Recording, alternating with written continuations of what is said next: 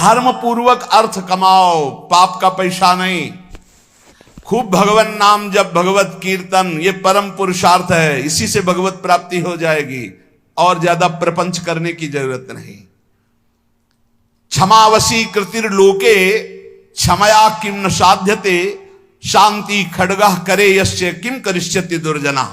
जब तुम धर्म मार्ग में चलोगे तो दुर्जन लोग तुम्हें परेशान करेंगे। तुम्हारे पास ढाल और तलवार है जैसे, तो शत्रु को परास्त कर दोगे, उसके वार को सह लोगे। तो ढाल क्या है? क्षमा।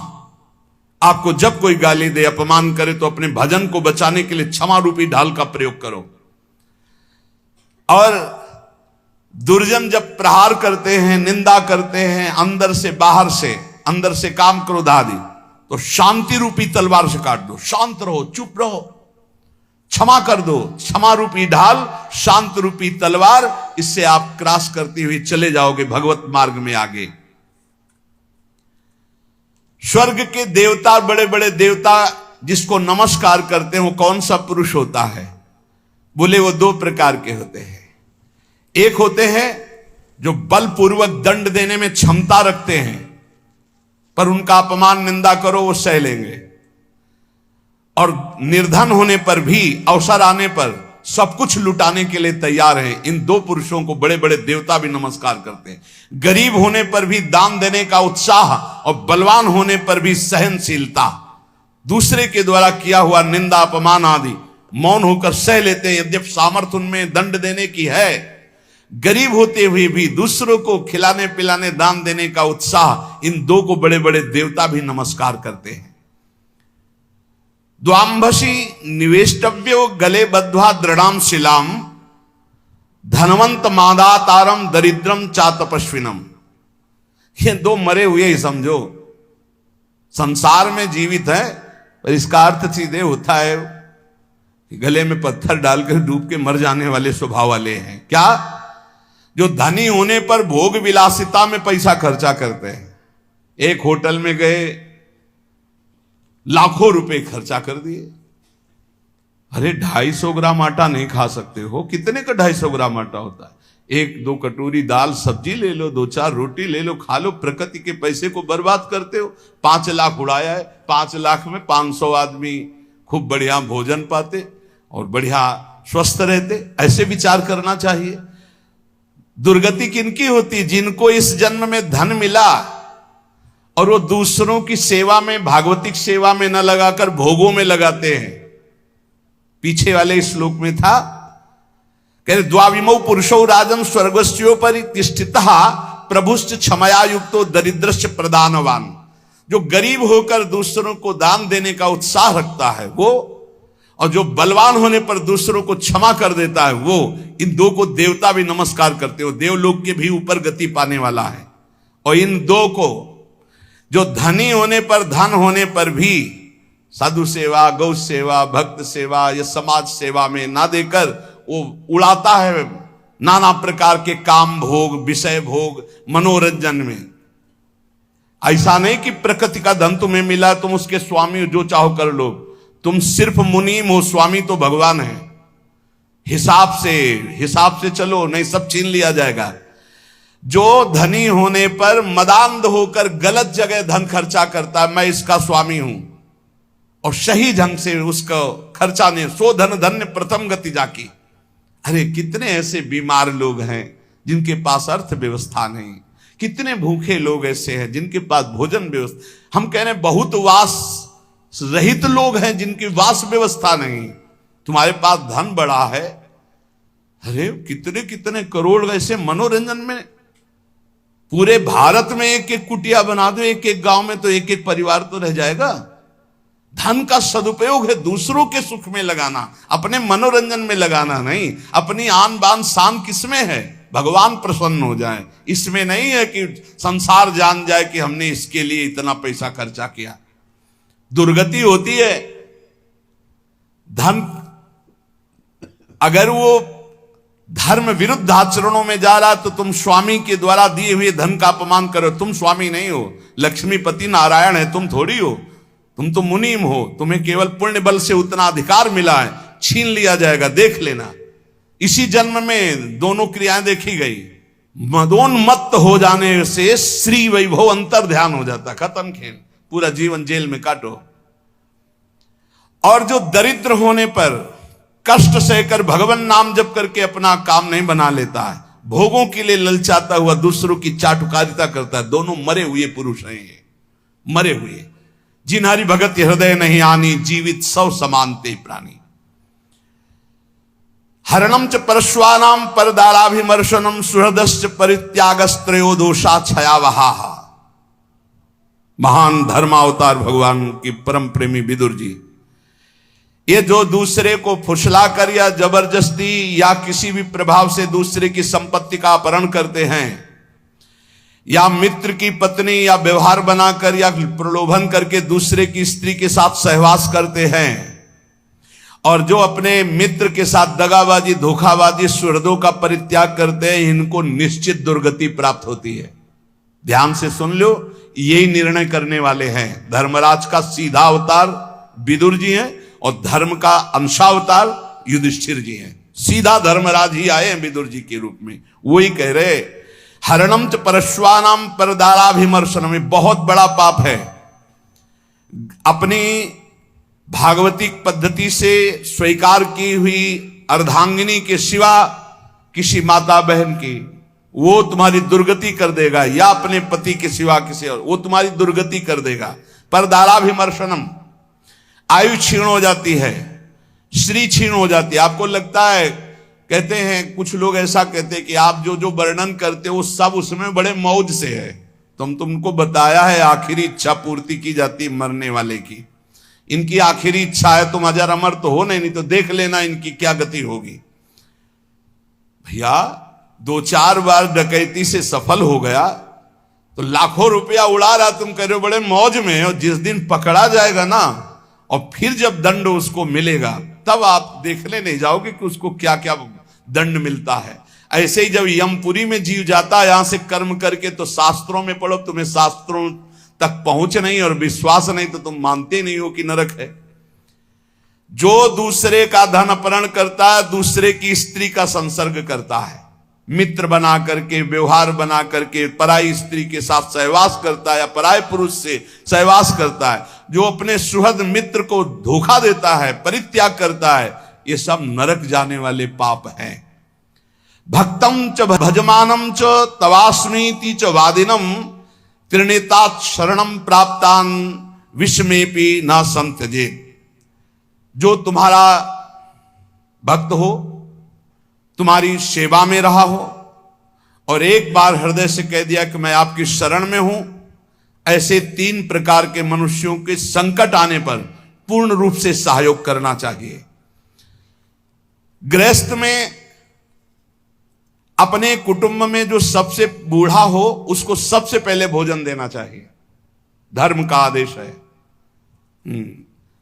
यहां बहू और लड़का कॉफी और समोसा और चाय छान रहे और बूढ़े टुकुर टुकुर हेर रहे हैं। अगर कुछ कहें भी तो डांट देंगे, तुम्हें घर में तो रहना है, बना लेना चाय पी लेना, हमें ऑफिस जाना है। और ज्यादा बात किए तो 2-4 थप्पड़ मार दिए मां के पिता के। कुटुंब में सबसे पहले भोजन का अधिकार किनको है?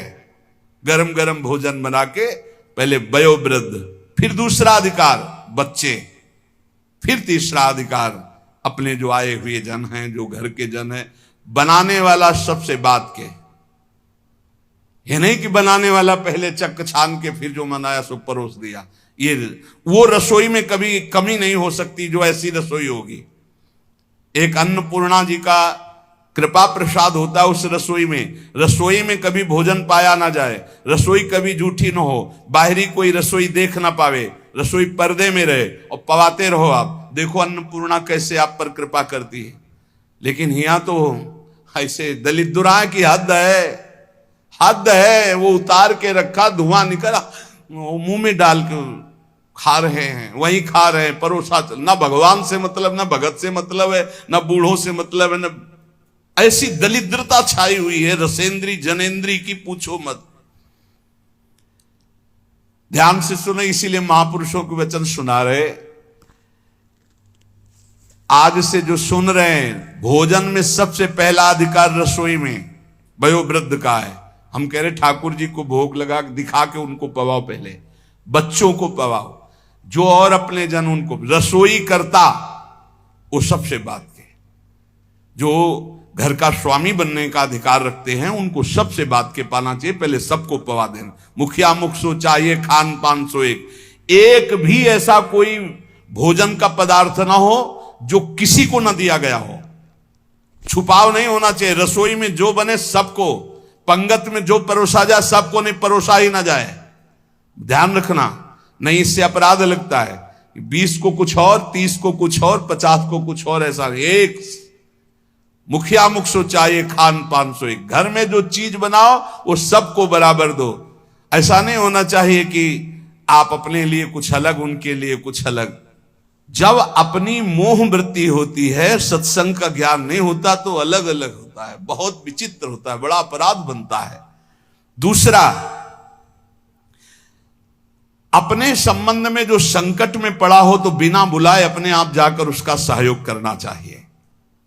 तीसरा, यदि अपनी बहन संतानहीन हो, व्यवस्था ना हो और वो अपने पास रहना चाहे तो आदर के साथ पूरे जीवन उसको रखना चाहिए।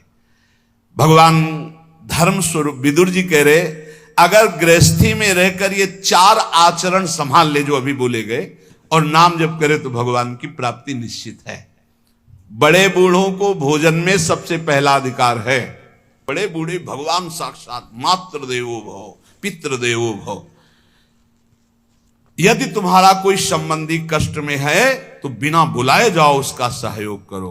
और यदि तुम्हारी बहन संतानहीन, धनहीन है, परिवार में उसको नहीं रखा जा रहा, आप आदर पूर्वक जीवन भर रखो, इससे भगवान प्रसन्न हो जाएंगे। षट दोषा पुरुषेणे हातव्या भूतिमिच्छता, निंद्रा तंद्रा भयम क्रोधम आलस्यम दीर्घ सूत्रता। ये 6 दोष जिसमें होते हैं उसे भगवत सिद्धि प्राप्त नहीं होती। परमार्थ की उन्नति चाहने वाले, भगवान को प्राप्त करने वाले को ये 6 दोष त्याग देना चाहिए। महात्मा विदुर जी कहते हैं क्या? पहले निद्रा त्यागने का मतलब उचित निद्रा, 4 घंटे 5 घंटे। इसके बाद 6 घंटे उसके आगे जुड़ता है जो बहुत मेहनत करता है। 7 घंटे उसके आगे जुड़ता है जो गृहस्थी में है, थोड़ा भी परमार्थ में अगर अभी चलना शुरू किया है। इसके आगे जो सोते हैं वो भगवान जाने। और कलयुग की रीत ऐसी हो गई, वो कह रहा था कि हम सबको नरक पहुंचाएंगे। सूर्य उदय होते समय जो सैया में पड़ा सोया होता है, उसकी बुद्धि, उसकी श्री, कीर्ति, आयु, ये सब नष्ट होता है। और प्रायः इस समय हमें लगता है कि 100 में 30 जगते होंगे और 70 सोते होंगे सूर्य भगवान के उदय होने, या और प्लस हो सकता है, और प्लस हो सकता है। 4 बजे जग जाए वो तो बहुत बड़ी बात है। हम कह रहे हैं 5 बजे, हम कह रहे हैं ऐसे जग जाओ कि सूर्य भगवान उदय हो रहे हैं, आप जल्दी से नहा धो के 2 चुल्लू अर्घ तो दे दो। भुवन भास्कर पधारे, अर्घ देने की तो बात जाने तो 11 बजे दिन तक सोते हैं। हमें लगता है इनकी जिंदगी क्या है जो 11 बजे दिन तक सोते। 11 बजे तो विश्राम का समय दूसरा आ जाता है। 1 बजे रात के जगे तो 11 बजे तो थोड़ा विश्राम का समय आ जाता है। ये 11 बजे तक जगते होंगे तो राजभोग कब पाते होंगे? फिर इनका शयन भोग तो निशाचरी ही होता होगा। रात्रि में 11 के बाद नहीं, 2 बजे सोते होंगे। 3, 4, 5, 6, 7, 8, 9, 10, 11, मतलब कम से कम 9 घंटे सोते हैं। ये जिंदगी ठीक नहीं। इससे पूरा का पूरा आपका परमार्थ नष्ट हो जाएगा। विदुर जी महाराज कह रहे, एक बार कुछ ऐसे नाइट ड्यूटी वाले जन हैं, तो हमें लगता है अगर ऐसा कुछ हो तो सूर्य उदय के समय उठ जाओ, हाथ मुंह धो करके यार सूर्य भगवान को प्रणाम करो और थोड़ा नाम जप करो, फिर सो जाओ। अगर आप रात में जगह ड्यूटी पर सूर्य उदय के होते समय अगर सोते मिले तो आपके सुकृत नष्ट हो जाएंगे। पक्का समझो, आपका श्री वैभव क्षीण हो जाएगा। आपको लगेगा बहुत धनी है। ये धन कितने मिनट का भैया, आंख मूंदी खत्म खेल जाएगा यहां का बैंक बैलेंस। हम उस धन की बात कर रहे हैं जो तुम्हें जन्म मृत्यु के चक्र से छुड़ाएगा। पहला है निद्रा, इस पर शासन करो। दूसरा है तंद्रा।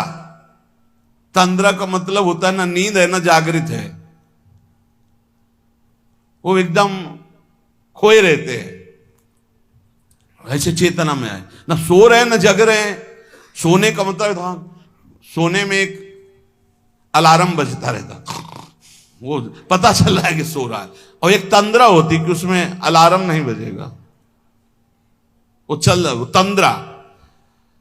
और तीसरा भय। किसी ने हमसे पूछा कि आपको भय है? मुझे लगता है आपको कभी कोई भय नहीं, क्योंकि आपका सत्संग सुनते हैं।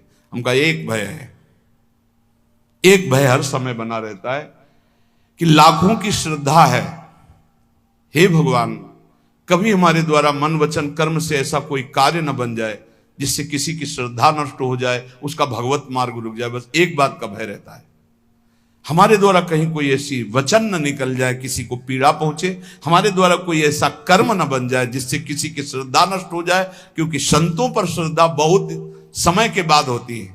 समय समय पर ऐसा भगवान का एक संत की क्रिया से लाखों संतों की प्रति अश्रद्धा हो जाएगी। हे प्रभु कभी हमारे द्वारा ऐसा आचरण न बने, हमारे वचन ऐसे न निकले, हमारा कोई ऐसा भाव न हो जिससे किसी की श्रद्धा का नाश हो। इस बात से भय लगता है, बस किसी की श्रद्धा नष्ट ना हो, हमारी गति दुर्गति को से कोई फर्क नहीं, सामने वाले की गति ना बिगड़े, उसका भाव मंगल मन रहे, हमारे अंदर कोई ऐसी वार्ता ना आ जाए, कोई ऐसा दोष ना आ जाए जिससे किसी को भाव बिगड़ जाए। बस एक भय रहता है, और ये भय भजन बढ़ाने में काम आता है। यही डरपि हरिवंश हित, जिनो भ्रमय गुण सलिल पर, जी नामन मंगल लोक दियो सुहरिपद भज न विलंब कर। इस डर से डरते रहना चाहिए कि कहीं हमें माया की त्रिगुणात्मिका वृत्ति फिसला न दे। इसलिए हर समय जिनका नाम तीनों लोकों का मंगल करने वाला है, उन हरि का जप करते रहना चाहिए, राधा राधा हरि हरि। और भय, ये अन्य भय भगवान की प्राप्ति में बाधा पहुंचा देगा। निद्रा, तंद्रा और भय और क्रोध, ये तो निश्चित समझो, अनुभव की भी बात कह रहे हैं, महीनों के भजन को शांत कर देता है। जो भजन का तेज उत्पन्न होकर ज्ञान प्रकाशित करता है उसी को बैठाल देता है। क्रोध नहीं आना चाहिए, गुस्सा नहीं आनी चाहिए। और आलस्य, ये आलस्य भजन मार्ग में बहुत ही घातक है। अरे कल कर लेंगे, 11 माला तो कहा है, आज 5 कर लिया है, कल 11 और 6 कर लेंगे, और कल ही आलस्य दिखाएगा, परसों कल धीरे धीरे खत्म नियम। दीर्घ सूत्रता, हर कार्य को आगे टालते रहना। निद्रा, तंद्रा, भय, क्रोध, आलस्य, दीर्घ सूत्रता, ये 6 दोष भगवत प्राप्ति नहीं होने देते, इसलिए इनका त्याग करें। जो अपने सुख में प्रसन्न नहीं होता, दूसरे के दुख में हर्षित नहीं होता, जो दान देने के बाद कभी किसी से बोलता भी नहीं है कि मैंने इतना अमुक को दिया, बिल्कुल शांत, कोई जानता ही नहीं कि दिया, वह भगवत मार्ग में आगे बढ़ता चला जाएगा। चाहे जैसा सम्मान, प्रियता, सुख, अनुकूलता, बिल्कुल गंभीर। दूसरे का दुख देखकर दुखी होना, ना कि हर्षित होना। और अपना जो दान है वो कोई जान न पावे कि हमने दिया है। ऐसे 3 प्रधान आचरण ये हैं जो भगवत मार्ग में आगे बढ़ाते हैं। एक भक्त थे, एक दिन वो कह रहे थे कि हमारे हृदय में एक प्रबल लालसा जागृत हुई, जैसे छत्रपति वीर शिवाजी ने अपने गुरुदेव को सब कुछ दान कर दिया। मेरा हृदय कहता है मैं अपने गुरुदेव को अपने प्राण तक दान कर दूं, फिर भी मैं संकुचित हूं कि गुरुदेव को मेरे प्राण किस काम में आएंगे। जब मैं देखता हूं कि अपने गुरुदेव को जो देना चाहता हूं अरुचि है, तब मुझे लगता है क्या करूं जिससे मैं अपने गुरुदेव को प्रसन्न कर लूं। अंदर ये बात जरूर है, और ऐसा नहीं कि वो कोई साधारण पुरुषों में कि घर गृहस्थी के ऐसे ही नहीं, ऐसे नहीं, अरबों खरबों का वैभव है उनके पास, बस ऐसे साधारण पुरुष की तरह रहते हो। दोनों पति पत्नी रो के ऐसे कह रहे थे, हृदय में लालसा, पर जब मैं देखता हूं कि मेरे पास जो कुछ है वो सब घास फूस है उनके लिए, तब लगता है क्या ऐसा कर दूं कि मेरे गुरुदेव प्रसन्न हो जाए। ये बात जिनके हृदय में बनी रहती है कि मेरे इष्ट देव कैसे प्रसन्न हो, मेरे गुरुदेव कैसे प्रसन्न हो, वो कभी दोष कर ही नहीं सकते। बोले मुझे कभी कुछ नहीं चाहिए, न परम पद चाहिए, न कुछ भागवतिक चाहिए, न लौकिक चाहिए, आपकी केवल मुस्कुराहट चाहिए कि मेरे गुरुदेव प्रसन्न रहे। बस इसी बात से मैं जलता रहता हूं कि मैं क्या करूं जिससे मेरे गुरुदेव प्रसन्न हो जाए। ये बात जिनके गुरु प्रसन्न तो साहवन कूला, मिटी सकल कल्पित भयशूला। जो समुद्र पर्यंत पृथ्वी का वैभव प्राप्त होने पर भी खुश नहीं होता, ये खुशी का विषय नहीं। खुशी का विषय है भगवान की प्राप्ति होना। जो प्रचुर धनराशि का स्वामी होकर भी उसका भोग नहीं करता, अपनी इंद्रियों को वश में करके उतने उचित,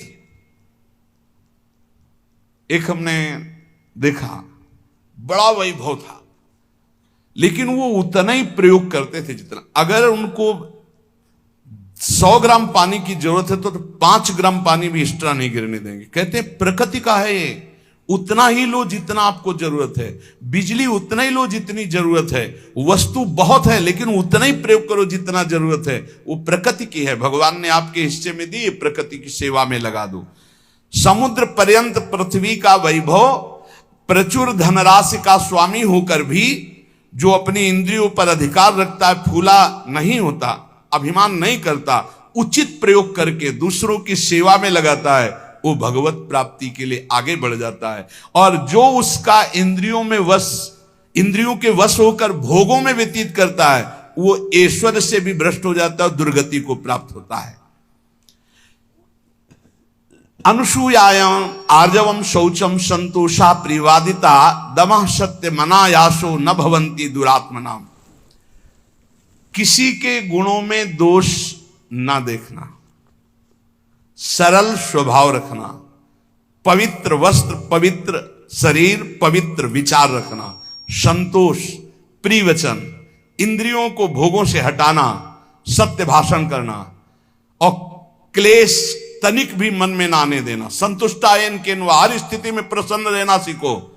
बोले ये भगवत प्राप्त होने वाले पुरुष के लक्षण हैं। फिर देख लो, किसी के गुणों में दोष ना देखना, अर्थात किसी में दोष दर्शन न करना, किसी में भी। एक ने 2-3 दिन पहले एकांतिक में प्रश्न किया कि हमारा संतों के प्रति दोष दर्शन होता है, क्यों? क्या आपको दोष दर्शन होता है? क्या आप संतों से? पता नहीं, ऐसे मन हमारा नहीं। तुमका तुम्हारा मन पापी है इसलिए दोष दर्शन करता है, पाप है तुम्हारे अंदर इसलिए दर्शन होता है। अगर पवित्र हो जाए, भी चश्मा ठीक हो तो देखो आप। बोले कई बार जैसे सत्संग सुनते हैं, सब बातें सुनते हैं तो विश्वास नहीं होता, तो अशुभ कर्म करने वाले को विश्वास होगा, पापात्मा को विश्वास होगा। पापवंत कर श्रेष्ठ स्वभाव भजन मूर्ति भाव न काओ। अशुद्ध आचरण करोगे, दूसरों पर दोषारोपण करोगे। अभी अपना चश्मा ठीक कर देख, भगवान के सिवा कोई नहीं है, सच्चिदानंद प्रभु के। बोले मन मेरे वश में नहीं। हम कहा नहीं, उसको डांटिए। बोले भी नहीं है वश में, तो हम कहा आप अपनी बेटी की तरफ गंदी दृष्टि से देख सकते हो? बोले नहीं। उनका बहन की तरफ? बोले नहीं। तो गुरु की तरफ कैसे देख सकते हो? केवल बकवास। ऐसा तुम्हारा मन है? अगर ऐसा मन है कि जो तो फिर ऐसा भी कर सकता है, नहीं तो फिर ऐसा कैसे कर सकता है? शासन में एक तरफ छूट दे दो, एक तरफ उसको नहीं, ऐसा नहीं। मन पर शासन बुद्धि का हो और बुद्धि पर शासन शास्त्र और सदगुरुदेव का हो, तब चलता है। किसी के भी गुणों में तुम्हें दोष देखने का अधिकार नहीं। तुम अपने दोष देखो। बुरा जो देखकर मैं चला, बुरा ने मिलिया कोई, जो दिल खोजूं आपनो तो हम सब बिरानो हो। पक्की बात है, ईमानदारी से। अगर बुराई देखने चलो तो अपने हृदय रूपी महल में घुस के देखो तो अभी पता चल जाएगा। अनुसूया, किसी के गुणों में दोष देखना है सबसे बड़ा छिद्रान्वेषण, सबसे बड़ा भगजन मार्ग में बाधक भाव है, कभी इसको अंदर मत आने देना। आ जाए तो तत्काल प्रभु से प्रार्थना करना। सरल स्वभाव रखो, पवित्र वस्त्र रखो, पवित्र शरीर रखो, पवित्र विचार रखो, संतोष भाव रखो, प्रिय वचन बोलो, इंद्रियों को खुला मत छोड़ो, सत्य भाषण, क्लेश सहो, जितने भी दुख आवे आनंद पूर्वक सहो। तो बोले ऐसे लक्षण भगवत प्राप्त महापुरुषों में। अब वो भगवत प्राप्ति करने वाला है या भगवत प्राप्त होने ही जा रहा है, जिसके अंदर ये लक्षण आ जाते हैं और भजन परायण रहता है। हिंसाम बलम साधु नाम राज्ञाम दंड विवर्ध बलम शुशुषातु बलम स्त्रीणाम क्षमा गुणवताम बलम। दुष्ट पुरुष कटुक वचन और मारपीट करके अपना बल दिखाता है, लेकिन जो साधु पुरुष होता है वो मुस्कुराकर सहकर अपने बल का दर्शन कराता है। बलवान कौन? जो दूसरों के द्वारा कटु वचन विपरीत व्यवहार करने पर भी मुस्कुरा के चला जाता है, वही गुणवान है, वही बलवान है, वही क्षमावान है। इसलिए हे राजन, मैं मधुर शब्दों में कह रहा हूं कि यदि तुम्हें भगवत प्राप्ति करनी है तो ये निद्रा, तंद्रा, भय, क्रोध, आलस्य, दीर्घ सूत्रता, इनको त्यागो। गुणों में दोष मत देखो किसी के, सरल रहो, पवित्र भाव रखो, संतोष, प्रिय वचन बोलो, इंद्रियों का दमन करो, सत्य भाषण बोलो, और जितना भी क्लेश दुख आवे चुपचाप सह जाओ, नाम जप करो, भगवत प्राप्ति हो जाएगी। इन महान पुरुषों के वचनों का बार बार मनन करो और अपने आचरण में उतारो। कभी तुम्हारा कोई पुण्य दान आदि बन जाए तो ये तुम्हारा अहंकार अंदर से उठेगा कि उसका वर्णन करूं, मत करना, वो तुम्हारे बहुत काम आएगा आगे चल करके। कभी किसी को पानी पिला दिया हो, कभी किसी को भोजन पवा दिया हो, कभी कोई दान पुण्य कर दिया हो, मौन रहना, पूछने पर भी मत बताना। कोई पूछे वृंदावन गए थे, कुछ तो खवाया पिया होगा संतों को, मत बोलो अरे हमारे को खाने को नहीं, हम दूसरे को क्या खवा देंगे, हम ही को भगवान पवा रहे हैं। ऐसे अपने पुण्य को छुपाओ।